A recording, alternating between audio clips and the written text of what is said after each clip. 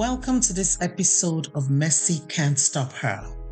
I am your host, Judith Kambia Obatusa, JKO. Continuing our journey into thriving through chaos, we will be looking into the impact of our own words on our lives. So last week, we talked about how to change our thoughts and make them work for us. Today, we would be exploring the profound impact of the words that we speak. You may have heard those saying words have power. Do you know it's not just a cliche? It's a truth, actually, that can significantly shape our experiences in life. The words we choose to utter have the potential to create the reality that we live in, especially during challenging times. The idea that words have power isn't just a saying. It is supported by scientific research. So studies in psychology and neuroscience suggest that our words not only reflect our thoughts, but can actively influence our perceptions and experiences. Recently, I read a medically reviewed article by Psych Central, a newsletter that writes about mental health. And they shared a research about how certain words can activate specific areas of our brain and affect a person's experience of pain.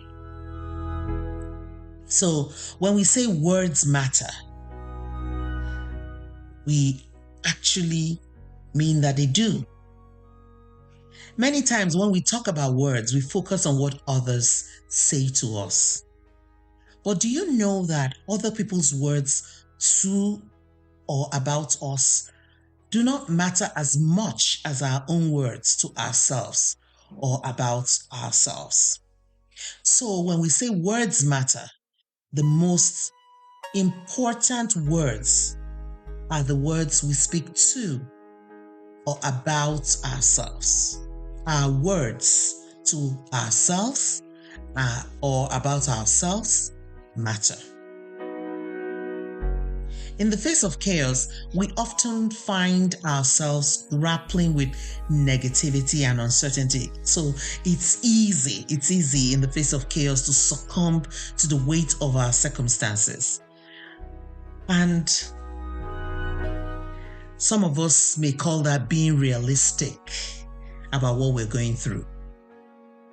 But what if I told you that your words could be the catalyst for positive change through chaos, or rather in chaos? Yes, our words, they are not just verbal expressions. They are declarations of our beliefs and intentions. So, in Africa, we name our children in a way that the words that we choose to name our children with reflect the life that we believe they will have. So we don't just speak random words. A child's name is what that child will bear forever. Every time that name is called, it is a declaration of who they are. That is why you see people from Africa being called gift, joy, happiness. And when you listen to the translations of our traditional names, you find that they have deep meanings.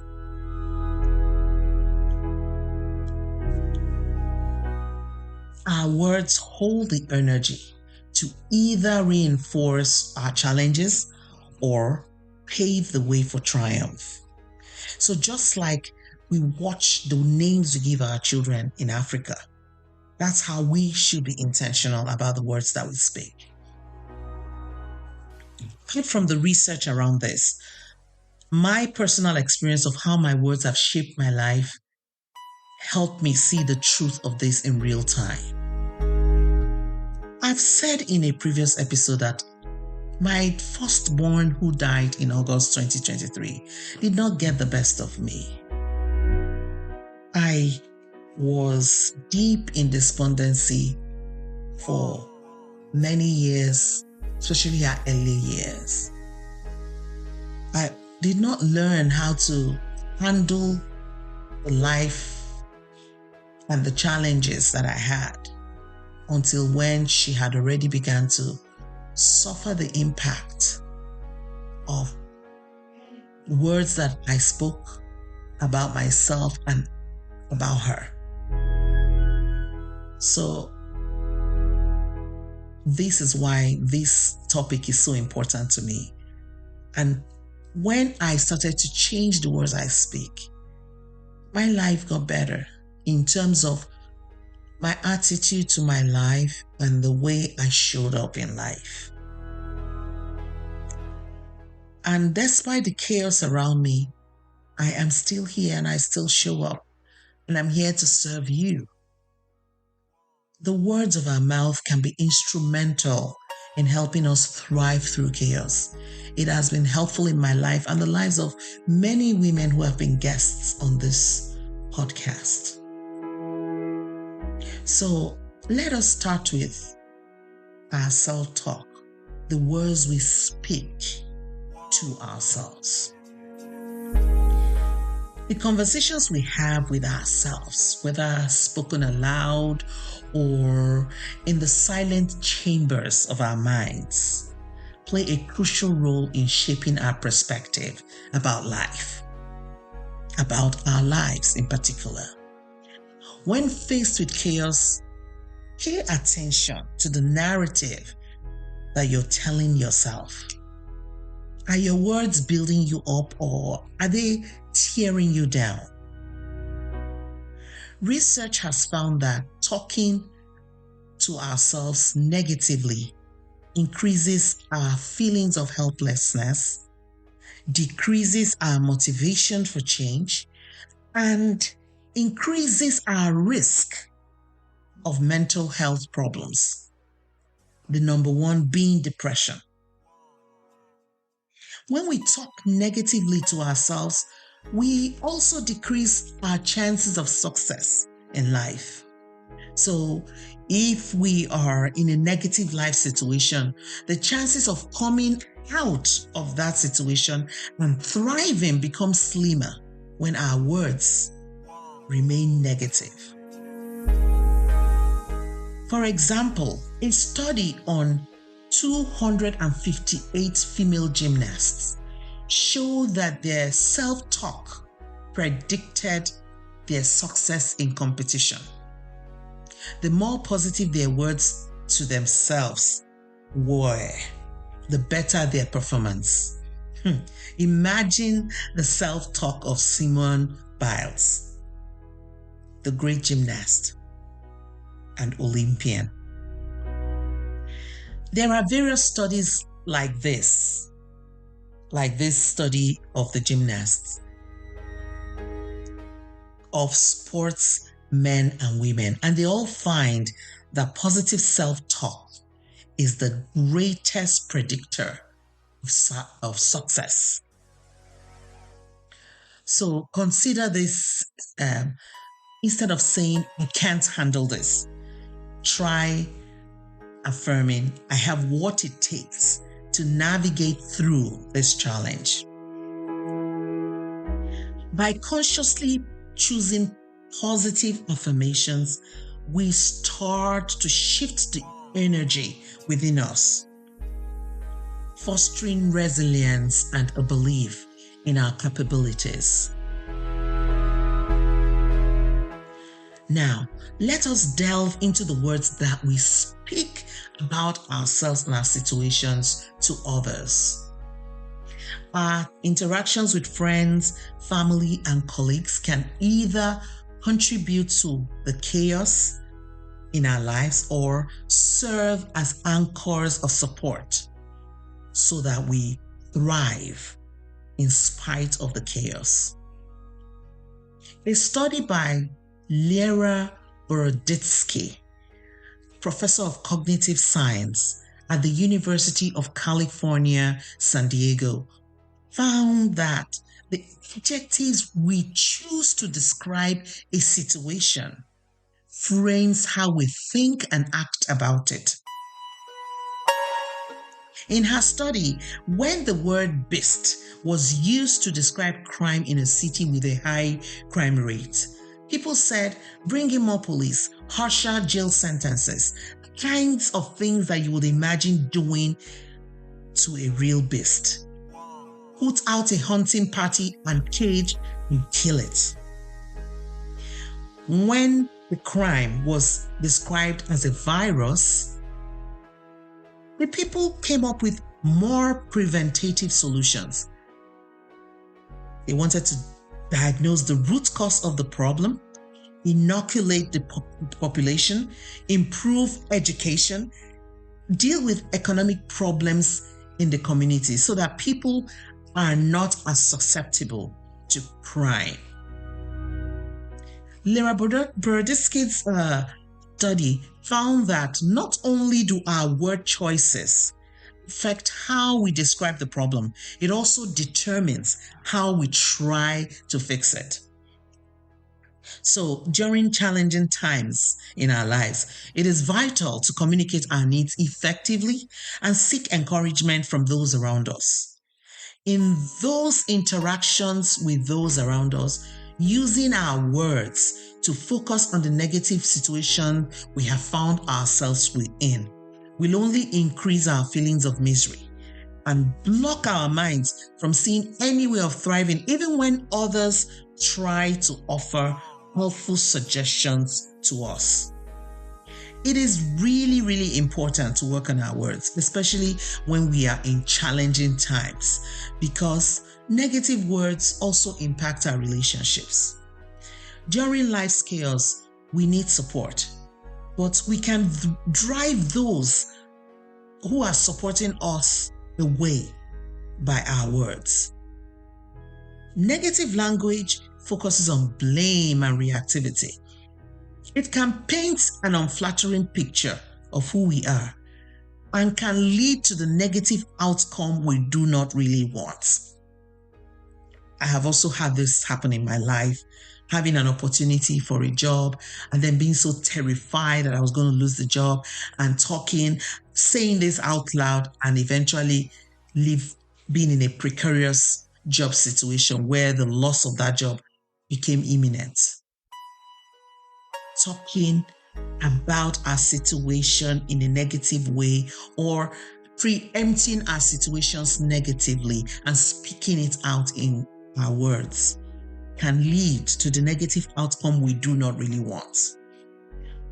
So talking to ourselves or about ourselves negatively can put us in a state of chronic stress that can also lead to health challenges, so impacting our sleep, increasing our blood pressure and risk of cardiac disease, weakening our immune system, and causing us to age prematurely. Our words can affect the trajectory of our lives and leave us in the dungeon of devastation. Something we don't really want. But let me tell you something. There is good news. By changing our words, we can actually reduce our risk of these conditions and change our lives for the better. Do you know that there is evidence that words can impact the physiology of our brains? So life may have created a negative mental map in our brain and put us in the default mode of speaking negatively. So because of our upbringing, because of the the relationships we found ourselves, because of the situation in our life, our minds may now have a negative mental map. We can change that when we begin to use our words positively.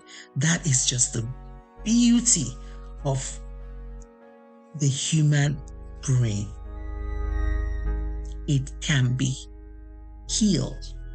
Instead of allowing whatever mental map is in place to dictate how we talk about ourselves and situations, we can consciously choose the lens through which we will view an issue or situation and how we talk about it.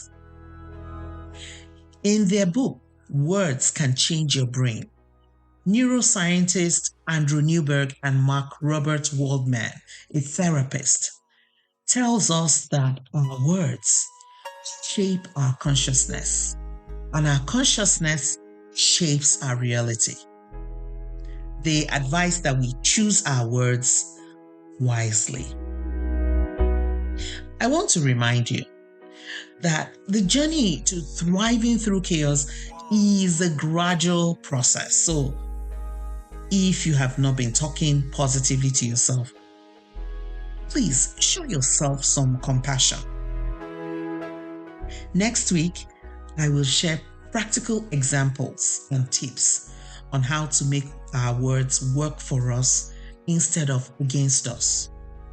Together, we will explore how to change our words and use intentional language to thrive through chaos.